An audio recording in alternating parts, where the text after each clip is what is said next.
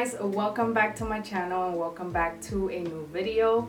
Today I decided to record myself behind the scenes on how I get ready before I actually record a haul video. I am getting ready to record a boohoo haul, so I just decided to record myself to show you exactly what I do before doing a haul. So today I needed to wash my hair and blow dry it, so I showed you that as well. This video is going to be speeded up and I am not going to be talking, so you guys are just going to be listening to nice instrumental music and watching me get ready. So this is going to be a very relaxed video, so make sure to grab your snack, make sure to grab your favorite drink, because this is going to be very chill. And before I start, make sure to follow me on my Instagram and also give this video a thumbs up if you like it, and don't forget to subscribe if you haven't done so already.